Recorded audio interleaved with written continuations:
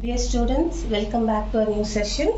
So today's topic is in embryology. As we are dealing with embryology, today's topic is types of eggs.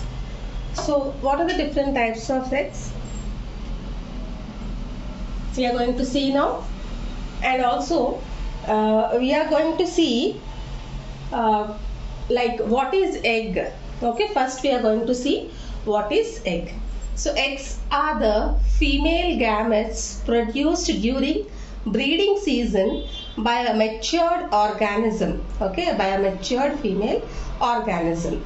So eggs are nothing but these are the female gametes produced during breeding season by a matured organism. So these eggs are very important for further for further growth of the population of any organism, or for further increase of their population count or development, anything, eggs are very important.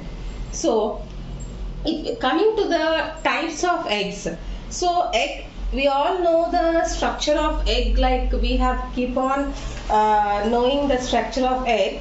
So egg is the term, actually before going to the different types of eggs, we are going to see a simple structure of an egg. Okay, so egg is a term given to a fertilized ovum. So ovum is the unfertilized female gamete.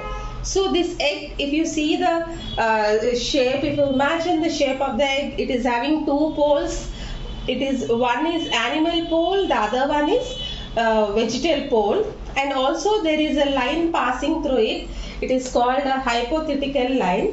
Okay, so egg is surrounded by a plasma membrane, and besides the fertilization membrane and other so many membranes are associated with the egg. So this is about a simple structure of the egg. Now coming to types of eggs, how they will differentiate into different types of eggs.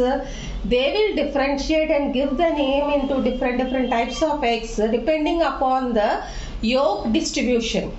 Okay, how the yolk is being distributed. So depending upon the quantum and distribution of the yolk inside the zygote, eggs are divided into different types. Now the first one is Isolecitive. What is this Isolecitive? So this is a Greek word, iso, in the sense it is equal. Lekithos, yolk. That means the yolk is equally distributed throughout the egg. Okay, so this is called as Isolecitive. Okay, so that means the yolk here in this type of egg, it is evenly distributed in the cytoplasm. As you can take the example in Amphioxus or Eutherian mammals, or some fishes examples we can take. Okay, Lepidosteron, and also some scientists consider these eggs as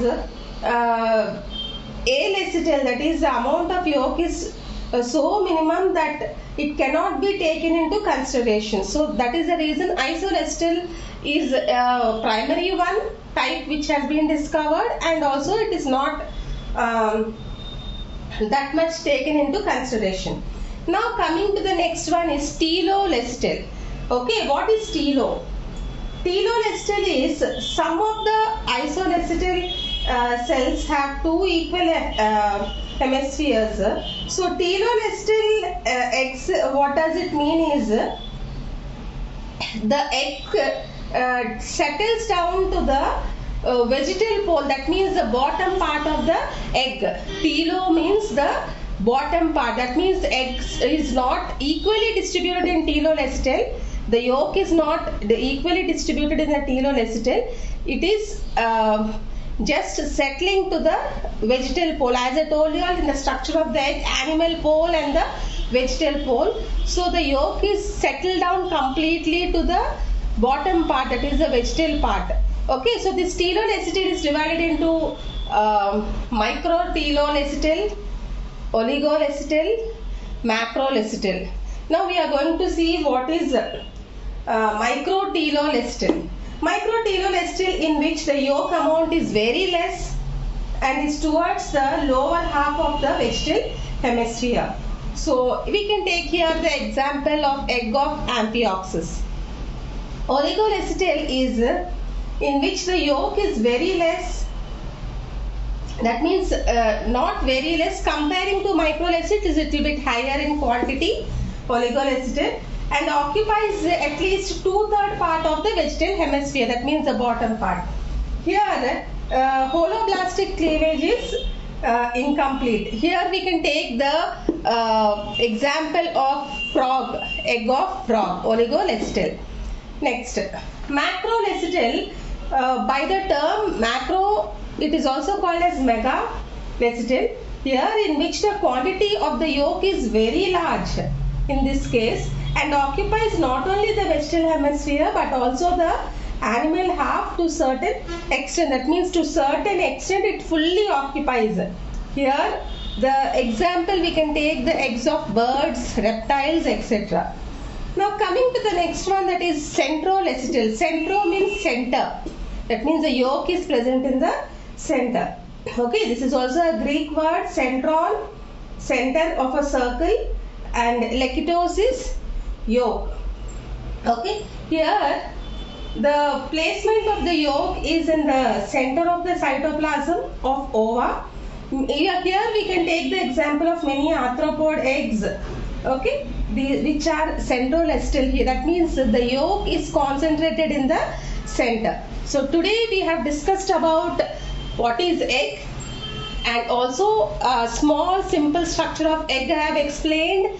That is the egg which is containing the two poles, animal pole and the vegetal pole. Vegetal pole is the bottom part of the egg, and also we have discussed about the types of eggs, that means how the types of eggs have been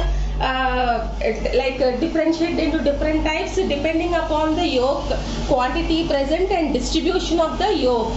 In case of isolecital, once again I am saying it is iso is equal, that means equally the yolk is distributed. Telolecital is something which is settled to the vegetal pole, that means telo to one side to the bottom.